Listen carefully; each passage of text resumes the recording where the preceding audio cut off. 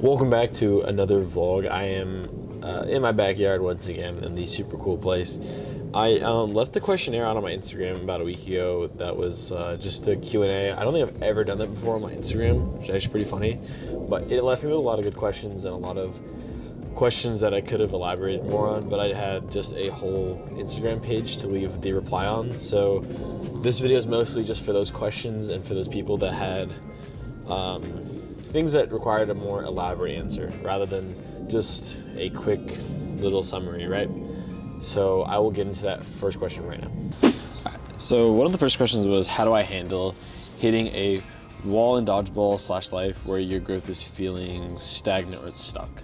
And this is from Aaron Goodwin, good play on Atlanta Dodgeball, or Threat, whatever you want to call it. I forgot, my bad.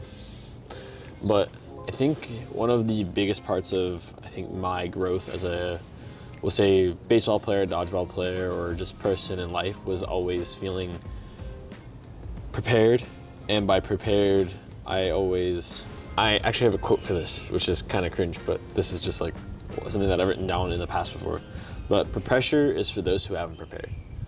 So I stuck by this motto for a very long time, and it was always a question to me, is like, oh, do you get nervous before games, or do you get this, or do you get that before you play? And it was, a lot of the time, it was no for me. I feel like that if I had prepared properly, then I have nothing to be afraid of, because I was preparing for the worst. I was preparing for the absolute worst to happen, where I twist my ankle on the mound, or my arm's not feeling too hot, but I always knew that there was something else I could fall back on because I had prepared up to that moment. And for things where I didn't feel like I was growing, or I feel like I was getting to a stagnant part of my training, for me, it was always just taking a few days off to reflect on how far I've come from nothing, right? So my base, right, down here, to where I am now. So there's always room that I have been growing. It may have been slow, but the process, that's how it is sometimes. So for the next question that I felt like I had to elaborate a little bit on was, how much of genetics is in part to good throwing? So like, how much of having a big body, big frame, really wide shoulders and long arms is it to throwing? I think it's important for sure, and it can be the reason that you are an outlier in the sport, or in baseball, or in this. Like, you have guys like Tyler Glass now, who's 6'9", pitcher for the Dodgers, and for sure some of his genetics has to go into why he throws 100 miles an hour, but he's put in years and years and years and hours of work to get to that point. So genetics has a small part to play. I think it's where your ceiling starts. So if you have really good genetics, your ceiling starts a bit higher than others, but if you're someone that's very average build with not any super insane, we'll say like athletic ability, your ceiling's gonna start lower, but I guarantee you can get to a point where you are not on the same level, but you can compete in the same environment. Like, for myself, I play against a lot of players that are taller, longer, faster, stronger, blah, blah, blah, but I still compete on that level because of the amount of time I've put in on the back end. So in like the mindset part and the film review, so I know exactly what they're gonna do or exactly how I should play that kind of player, stuff like that. So I think 100% the genetics has something to do with your throwing ability in general. Having long arms and having a huge frame can change where the ball comes out. So my ball is about 3/4, I'm about 5'8", so my ball comes around right here. If you have a guy who's 6'3", 6'4", right, and he's a right-hander, his arm's gonna start here, and the ball's gonna come down and hit me square in the chest. So this deviation from eye level, right, so this is where my ball comes out, it's all the way up here, and then coming down at the same spot is huge. So for sure it has something to do with genetics, but in dodgeball you can get to a point where you can make up for it, if that makes sense. Another person asked, what competition is worth flying from Australia to USA, Canada for, and why? So I think this is a question for a lot of people. Go to API, which was in Sydney, Australia this year, and then this coming year it's in New Zealand, and it's very worth it to go to that tournament. If anyone is wondering, go to API. Go to API, have that experience. It is one of the most amazing times I've ever had in my life, especially with the friends that go. I say if you can take a small group there, just do it. Just do it. Don't worry about the money this time, and just take the chance and go. But I think there's that competition which you get all of the Asian Pacific countries in, so like Hong Kong, Malaysia, Australia, and those are 3 of like the top world candidates. And then you have just USA and Canada. But I think people haven't really seen like what. Sorry, one second. People really haven't seen or know of the level of competition when it comes to tournaments that run in the US, like, or in Canada, like Dodgeball Toronto's kickoff, or the Thing, where I think the level of competition is the same, but there are less teams, right? So the Thing is 10 teams invitational, blah, blah, blah.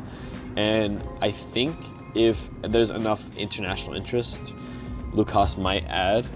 I'm not saying might or will, blah, blah, blah, but I think he might consider adding an international spot for teams. If there's enough interest from a potential Hong Kong, Malaysia, Canada, or Malaysia, Australia team, that if anyone wants to go or like group up and bang him a message, I guarantee you'll get a spot. I 99.9% certain you might get a spot, but it has to be all set in stone, flights paid, blah, blah, blah. But I think the level of competition, you can play against any of the guys who won the World Championships this year. And then the Canadian team, there's 18 Team Canada players that played in kickoff, so the level of competition is there. I just don't think it's as widely known as the other ones. Next question I feel like is a pretty generic question that we get, specifically the US guys get. It was, should you go for catches and risk getting hit or just have them happen? And how often, or how do you decide when to go for catches? And I think for, we'll say like US players in general, there is this like, we catch better type mentality than most other teams, or we go for more catches than other people. But I think that's because of most of the time, it's the balls that we started out playing with. So we started out playing rubber 8.5, which is the big rubber school ball that everyone sees in like the Dodgeball movie, right? And in that specific game style, we're taught to throw and go for catches right after. Like if I counter, this is the reaction. It's not counter and dodge. So when you see a lot of us going for catches, it's because we have been taught that our first instinct should be catch, because the ball is enormous. But in foam, I feel like the foam specifically, right? The mindset of catch first doesn't make any sense. The ball is going way too fast. The reaction time doesn't make, is not in your favor, and it just generally doesn't work for the most part, except if you're Jeff Javinko, and then apparently it works every time. I don't know why. But for the most part, the risk reward is not there when it comes to catches in specifically foam. If you are tracking the ball really well that day and you see the ball coming out of the hand really well, like you have been able to track it all the way to your body, to your face, you've been able to dodge it very easily, I would say go for it. If that ball is anywhere on your torso and below, if you have hands like that. But if you are if you're not seeing the ball very well, if you're not used to the speed of the players that you're playing against, I would say catching is definitely not worth it. There's no, the odds are definitely just not in your favor. But if you're talking about cloth, if we're talking about 8.5, we're talking about pinch, we're talking about any other ball types, I feel like catching is a genuine strategy if you can get your hands on the ball, especially if you've played any type of throwing and catching sports like baseball. A lot of us, like, I think all of the US men's team has played baseball in some sort of fashion. So we have that hand-eye coordination of throw then catch. Like right when you're playing catch, just throw then catch. So you see that a lot from the US guys. But for the most part, not worth it. Someone asked a question today, and then on the Q&A, why am I so strong and how did I get so good over the past couple years? A lot of it is due to practicing in Australia for 9 months, I believe, and just completely changing my mindset on how dodgeball is trained, I guess is the right word. I never knew that there was organized trainings, organized practicing, stuff like that per week, per club. That was just mind-blowing to me as a guy from the US who practices once a whole year with his men's team. Well, actually, we don't practice at all. We just play tournaments. But we show up to tournaments, we play, and we go home. There's no in-between practices. There's no getting together and going over strats other than online during film sessions, but for the most part, we don't practice together. So seeing that, practicing every week with 2 different clubs, Demons and Gorillas, was just mind-blowing. Playing with a bunch of Worlds players every week was absolutely just mind-changing. And then some of the ways they do practice. So they practice situational. So they practice when you're backpedaling, how to dodge laterally, and then on the back line, how to dodge 2 balls, or how to dodge one and the other and the correct footwork to do so. Stuff like that just changed my mindset on the game, as well as how to properly rush back and the sequence of events that are supposed to happen, right? So we're not just guessing and who to throw at. There is a order of operations per se on how to and where to hit people, right? So that changed my mindset completely 2021. I think that was 99% of the reason why I got elevated in the game and why my whole mindset changed.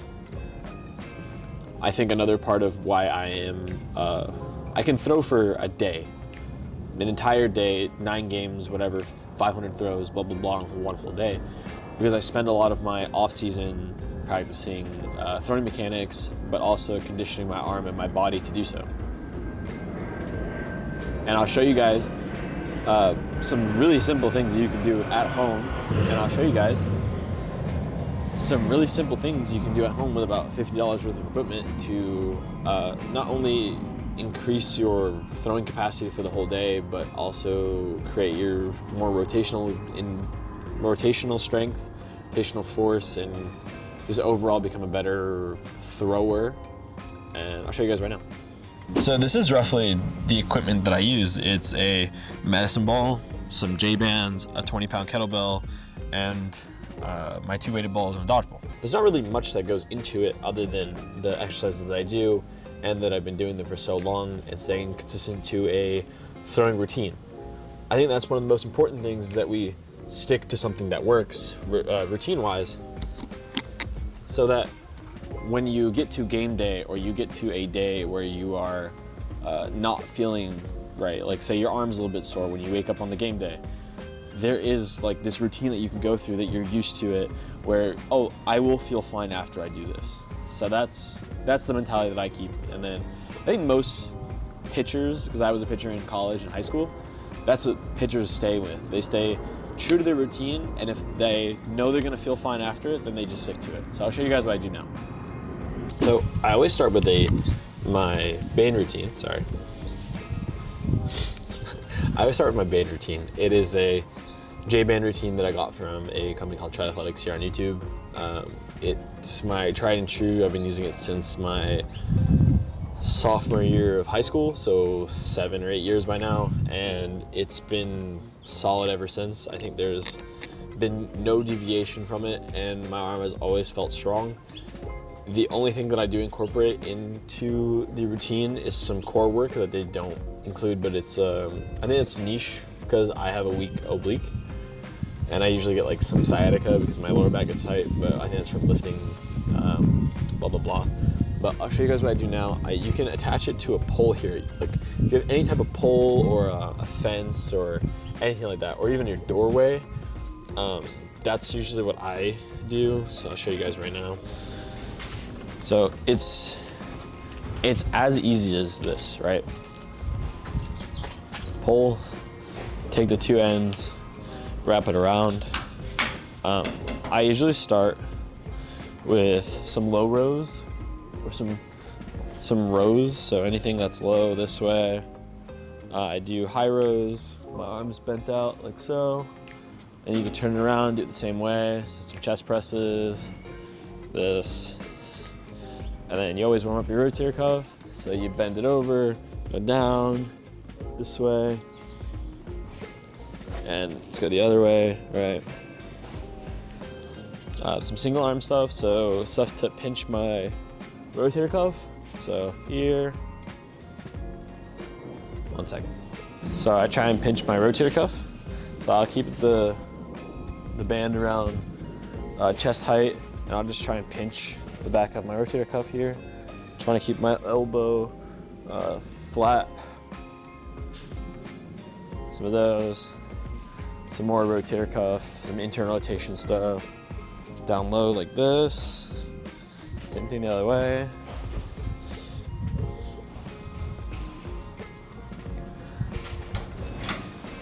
And when I'm warming up, I try to do things to speed.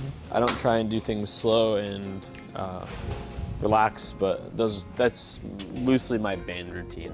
It's kind of short. It takes about 3 to 5 minutes. I usually do it twice, so I do everything about twice, everything you saw. I'll move on to what I think creates a lot of rotational power, and what's kind of important in my routine, my off-season routine, to like create strength and rotational power. So I used this. How many is it? This 18-pound med ball. So show you guys. I like to do a lot of anti-rotation with a partner, but if I'm by myself, it's just about moving this big fat med ball really fast. So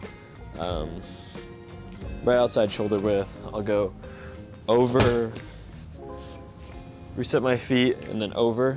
So I'll do both sides. I'll do 10 each, and this is for power, so for speed. So for example,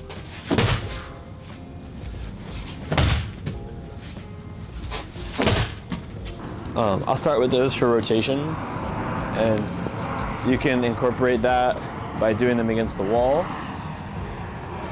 So you can even do it like this, where I'm trying to shovel it. So I'm not trying to throw it with my hands or behind it. I'm trying to stick my hand to the side, turn it in. And I think that's what keeps me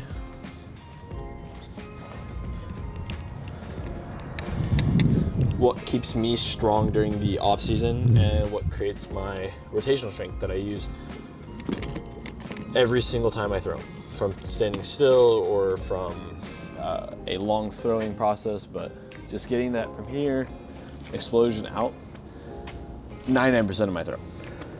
A lot of the weighted balls and the kettlebell are for arm care routines that I follow, that I'll link in the description again. But a lot of it is just a kettlebell walk. So I'll take it in front of me, and I'll take this on a walk down to the end there and back. It's pretty simple, but this, my shoulder up in front of me, take a walk. And then I won't bore you with the weighted ball routine, but it's another weighted ball routine by Triathletics or Driveline, whichever one you choose. Man, I hate that. But for the most part, that's my entire routine. The last question I have is a question on curveballs and sliders, or mostly on trick shots. So anything that's I would consider a trick shot would be anything that's not a standard fastball, or something with just a little bit of movement, like a cutter. So something that goes from here to here. Nothing that's not too long, right? But anything that goes, you know, I have a 12-6 curveball that goes about this movement, right? So from eye level to shins. And then I know people have like hard sliders that they throw from the side or from anywhere in here that goes from like this side, arm side, all the way down to your other hand. Stuff like that, that's okay. I think if you're doing any type of like no look or backhands, that's just, the math isn't there, right? The odds are not on your side. So it's just, in a competitive game, just try and stay away from it, in my opinion. I think that's like the general rule of thumb as well. If you saw a player do a backhand in the gold medal match, everyone would say, what in the flip is he doing? Unless it hit, then it's like, that guy's the GOAT, I swear. But like, otherwise, I would say just stay away from it. So anyway, that's it for today. I just wanted to elaborate on some of the questions that I had on my Instagram that I couldn't really answer in one paragraph or so. So if you guys enjoyed this, I'd gladly do more. I'll do another Instagram poll of this as well, or answer some comments, blah blah blah, in the next one. Tomorrow or today, I'm either gonna pick up the desk or it's gonna show up on my door. But I'm building a desk for my bedroom, and I think I'm gonna do like a desk build type thing. Not that I've done that before or ever wanted to do one, but I'm planning on doing something that's pretty elaborate and pretty interesting. So hope you guys follow along for that. But if you guys like the video, hopefully you subscribe and click that like button and the bell. But see you guys later. Good night.